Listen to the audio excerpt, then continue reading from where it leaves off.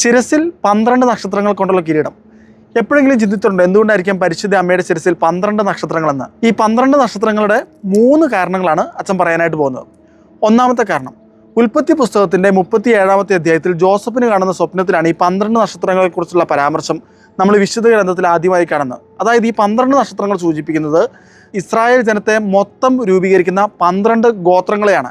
ഈ 12 ഗോത്രങ്ങളാണ് ശരിക്കും ഈ 12 നക്ഷത്രങ്ങൾ എന്ന് പറയുന്നത്.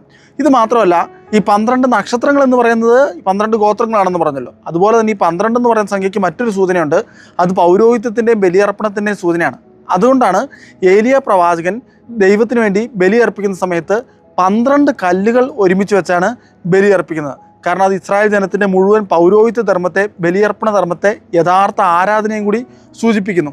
ഇനി പുതിയ നിയമത്തിലേക്ക് വരുമ്പോൾ ഈ 12-ന് വേറൊരു സൂചനയുണ്ട്. ഈശോ 12 ശിഷ്യന്മാരെ തിരഞ്ഞെടുത്തിരിക്കുന്നു. അതുമാത്രമല്ല, ഈ 12 ശിഷ്യന്മാർ സിംഹാസനങ്ങളിലിരുന്ന് ഇസ്രായേലിൻ്റെ 12 ഗോത്രങ്ങളെ വിധിക്കുന്നു പറയുന്നു. അതായത് ഈശോ എന്ത് ചെയ്യാണ്, ഈ പഴയ നിയമത്തിലെ 12 ഗോത്രങ്ങളെ പുതിയ നിയമത്തിലെ 12 അപ്പസ്തോലന്മാരിലേക്ക് മാറ്റുകയാണ്. പക്ഷേ ഇത് തമ്മിലൊരു കണക്ഷൻ വേണം. ഒന്ന് പഴയ ഉടമ്പടിയാണ്, മറ്റേത് പുതിയ ഉടമ്പടിയാണ്. ഇതെങ്ങനെയാണ് കണക്റ്റ് ആവുന്നത്? ഇത് കണക്റ്റ് ആവുന്നത് പരിശുദ്ധ അമ്മയിലൂടെയാണ്.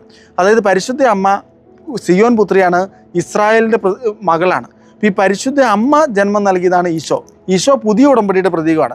പുതിയ ഉടമ്പടി സ്ഥാപിക്കുന്നത് ശരിക്കും ഈശോയാണ്. അപ്പോൾ ഈ പഴയ ഉടമ്പടിയെയും ഈ പുതിയ ഉടമ്പടിയെയും ബന്ധിപ്പിക്കുന്നത് ശരിക്കും പരിശുദ്ധ അമ്മയിലൂടെ ഈശോ ജനിക്കുമ്പോഴാണ്. അപ്പോൾ അതുകൊണ്ട് തന്നെ പരിശുദ്ധ അമ്മയാണ് ശരിക്കും പഴയ നിയമത്തിലെ ഈ പൗരോഹിത്യത്തെയും ഈ ഉടമ്പടിയെയും പുതിയ നിയമത്തിലെ ഈശോയിലൂടെ വെളിപ്പെട്ട പൗരോഹിത്യത്തെയും ഉടമ്പടിയെയും അത് പിന്നെ അപ്പസ്തോലന്മാർ കൈവിടുന്ന ഈ അപ്പസ്തോലന്മാരെയും ബന്ധിപ്പിക്കുന്നത്. അപ്പോൾ അതുകൊണ്ട് ശിരസിൽ 12 നക്ഷത്രങ്ങൾ പരിശുദ്ധ അമ്മയ്ക്ക് വരുമ്പം അമ്മ പഴയ ഇസ്രായേലിൻ്റെയും അതുപോലെ തന്നെ പുതിയ നിയമത്തിലെ സഭയുടെയും പ്രതീകമാണ്. അതുകൊണ്ടാണ് ഈ ഒരു ഭാഗം വ്യാഖ്യാനിക്കുമ്പോൾ ഈ സ്ത്രീ എന്ന് പറയുന്നത് സഭയാണെന്നും കൂടെ ആദ്യം സഭ വ്യാഖ്യാനിച്ചിരുന്നു. രണ്ടാമത്തെ കാരണം, ഡൊമീഷ്യൻ എന്ന് പറയുന്ന ചക്രവർത്തിയുടെ കാലഘട്ടത്തിലാണ് വിശുദ്ധ യോഹന്നാൻ അപ്പസ്തോലന് ഈ വെളിപാടുണ്ടാകുന്നത്. ഈ ചക്രവർത്തിയുടെ കാലഘട്ടത്തിൽ റോമിലുണ്ടായിരുന്ന ഒരു പ്രാക്ടീസ് ഇപ്രകാരമായിരുന്നു. ഈ രാജാവ് അല്ലെങ്കിൽ രാജാവിൻ്റെ ഭാര്യമാർ ഇവരെല്ലാവരും രാജ്ഞിമാരാണെന്ന് അവകാശപ്പെടുകയും ഈ കോയിനുകൾ കൊണ്ട് ഇവരുടെ ഇമേജിൻ്റെ അടുത്ത് ഇങ്ങനെ നക്ഷത്രങ്ങളായിട്ട് ഇങ്ങനെ വെച്ച് ഇവർക്കാണ് കോസ്മോസിൻ്റെ, ഈ യൂണിവേഴ്സിൻ്റെ അധികാരമെന്ന് ഇവർ സ്ഥാപിക്കാനായിട്ട് പരിശ്രമിക്കുകയും ചെയ്യായിരുന്നു. ഇത് മാത്രമല്ല, ഈസിസ്, സിബേല എന്നൊക്കെ പറയുന്ന ആകാശത്തിൻ്റെ രാജ്ഞിമാർ അവർക്കുണ്ടായിരുന്നു. അപ്പോൾ അവരുടെ പടങ്ങളൊക്കെ അലങ്കരിക്കുമ്പം ഇവർക്ക് ചുറ്റും ഈ നക്ഷത്രങ്ങളെ ഇങ്ങനെ അലങ്കരിച്ച് വെക്കും. കാരണം എന്താണെന്ന് വെച്ച് കഴിഞ്ഞാൽ അവരാണ് ക്വീൻ ഓഫ് ഹെവൻ എന്ന് പറയാൻ വേണ്ടിയിട്ടാണ്. അപ്പം വിശുദ്ധ യോഹന്നാൻ അപ്പസ്തോലൻ ഈ ഒരു വെളിപാട് കാണുമ്പം യോഹന്നാൻ അപ്പസ്തോലൻ സഭയോട് പറയുന്നൊരു കാര്യം എന്താ വെച്ച് കഴിഞ്ഞാൽ, നിങ്ങൾ ഈ പറയുന്ന ഈസീസോ അല്ലെ ഈ സിബെല്ലസ് ഒന്നും അല്ല, അല്ലെ ഈ പറയുന്ന ഈ രാജാവോ രാജ്ഞിയുടെ ഭാര്യമാരൊന്നും അല്ല യൂണിവേഴ്സിൻ്റെ രാജ്ഞി എന്ന് പറയുന്നത്. അത് പരിശുദ്ധ കന്യകാമറിയാണ്. യഥാർത്ഥത്തിൽ ഒരു രാജ്ഞിയുണ്ട്. ആ രാജ്ഞി പരിശുദ്ധ കന്യകാമറിയാണ്. ആ രാജ്ഞിയെ ഞാൻ കണ്ടു, യഥാർത്ഥ രാജ്ഞിയെ ഞാൻ കണ്ടുവെന്ന് ശരിക്കും ദൈവജനത്തോട് അല്ലെ അന്നത്തെ കാലഘട്ടത്തിലെ ജനത്തോട് വിശുദ്ധ യോഹന്നാൻ അപ്പസ്തോലൻ വിളിച്ചു പറയുന്നതും കൂടെയാണ് വെളിപാടിൻ്റെ പുസ്തകം 12-ാം അധ്യായത്തിൻ്റെ 1 കാണുന്ന ഈ രാജ്ഞി അല്ലെങ്കിൽ ഈ സ്ത്രീ എന്ന് പറയുന്നത്.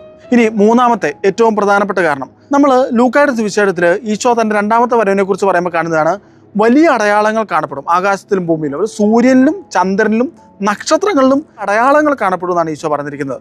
അത് എന്തിനു സൂചിപ്പിക്കാനാണ്? ഈശോയുടെ 2ാമത്തെ വരവിനെ സൂചിപ്പിക്കാൻ വേണ്ടിയിട്ടാണ്. ശരിക്കും വലിയൊരു അടയാളം കാണപ്പെട്ടു എന്ന് പറഞ്ഞാണ് യോഹന്നാൻ അപ്പസ്തോലൻ ഈ ഒരു ഭാഗം തുടങ്ങുന്നത് തന്നെ. അടയാളം എന്താണ്? സൂര്യനെ അവിടെ അടയാക്കി സൂര്യൻ, പിന്നെ പാദങ്ങൾക്കടിയിൽ ചന്ദ്രൻ, അപ്പോൾ ചന്ദ്രൻ, പിന്നെ നക്ഷത്രങ്ങൾ. ഇത് ഈ 3 ഒരുമിച്ച് വന്നിരിക്കുന്നു. ശരിക്കും ഇതൊരു അടയാളമാണ്. എന്തിൻ്റെ അടയാളമാണ്? ഈശോയുടെ 2ാമത്തെ ആഗമനത്തിൻ്റെയും ഈശോ രാജാവായിട്ട് വാഴുന്നതിൻ്റെയും അടയാളമാണ്. ഇത് മനസ്സിലാവണമെങ്കിൽ 12-ാമത്തെ അധ്യായമാണ് നമ്മളിപ്പം വായിച്ചത്. നമ്മൾ നേരെ 11-ലേക്ക് പോകണം. 11-ാമത്തെ അധ്യായത്തിൻ്റെ 15-ാമത്തെ വാക്യത്തിലാണ് 7ാമത്തെ കാഹളം ഊതുന്നത്. ഈ 7ാമത്തെ കാഹളം ഊതുമ്പോഴാണ് ശരിക്കും കുഞ്ഞാടിൻ്റെ രാജ്യം ആഗതമാകുന്നു. അവിടെ എന്നേക്കും ഭരണം നടത്തുന്നു. ഈ എന്നേക്കും ഭരണം നടത്തും എന്നുള്ളത് 11-15 നമ്മൾ കാണുന്നത് ലൂക്കായുടെ സുവിശേഷം 1-ാമത്തെ അധ്യായത്തിന് 33-ാമത്തെ വാക്യത്തിൽ പരിശുദ്ധ അമ്മയുടെ അടുത്ത് ഗബ്രിയേൽ ദൂതൻ വരുമ്പോഴും ഇതേ കാര്യം തന്നെ പറയുന്നുണ്ട്. അമ്മയോട് പറയുന്നത് ഇപ്രകാരമാണ്, യാക്കോബിൻ്റെ ഭവനത്തിന്മേൽ അവൻ എന്നേക്കും ഭരണം നടത്തും. അപ്പോൾ അമ്മയുടെ മകൻ എന്നേക്കും ഭരണം നടത്തും. 11-15 പറയുന്ന ഈ രാജാവ്, അത് ഈശോയാണ്, എന്നേക്കും ഭരണം നടത്തും. രാജാവ് എന്നേക്കും ഭരണം നടത്തുമെങ്കിൽ രാജാവിനെ കണ്ട ഉടനെ പിന്നെ അടുത്ത ആൾക്കാർ ശ്രദ്ധിക്കുന്ന ആരെയാണ്? രാജ്ഞിയാണ്. 11-15 രാജാവിനെക്കുറിച്ച് പറഞ്ഞതിന് ശേഷം 12-1 ഇത് രാജ്ഞിയെക്കുറിച്ച് പറയുന്നു. ആ രാജ്ഞി പരിശുദ്ധ അമ്മയാണ്. അപ്പോൾ ഈ അടയാളത്തിൻ്റെ സൂചന, ഈശോയുടെ 2ാമത്തെ വരവിന് ശേഷം ഈശോ സ്ഥാപിക്കുന്ന ഈ പുതിയ രാജ്യത്തിൻ്റെ അടയാളമായിട്ടാണ് സൂര്യൻ, ചന്ദ്രൻ, ഈ 12 നക്ഷത്രങ്ങൾ എന്നിവ നൽകിയിരിക്കുന്നത്. ഇത് മാത്രമല്ല, ഇതൊരു ഫസ്റ്റ് ഫ്രൂട്ടും കൂടെയാണ്. അതായത് വിശ്വാസികൾ മരിച്ചതിന് ശേഷം ഈശോയിൽ വിശ്വസിച്ച് സഹിച്ച് മരിക്കുന്നവരെന്ത് ചെയ്യും?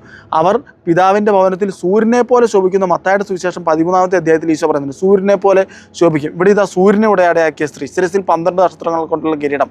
ഇതാ പരിശുദ്ധ അമ്മ ഫസ്റ്റ് ഫ്രൂട്ടായിട്ടാണ് ഇവിടെ വരുന്നത്. അതായത് ഈശോയിൽ വിശ്വസിക്കുന്ന, ഈശോയ്ക്ക് മരിച്ചതിന് ശേഷം ഉദ്ധാനം ചെയ്ത് സ്വർഗാരോപണത്തിന് ശേഷം പിന്നെ മരിച്ചിട്ടുള്ള എല്ലാവരും അവർ സ്വർഗത്തിൽ എന്താണ് സൂര്യനെ പോലെ ഇതുപോലെ ശോഭിക്കും. അതിൻ്റെ ആദ്യത്തെ ആളായിട്ട് പരിശുദ്ധ അമ്മ സ്വർഗത്തിലേക്ക് പോകുന്നു.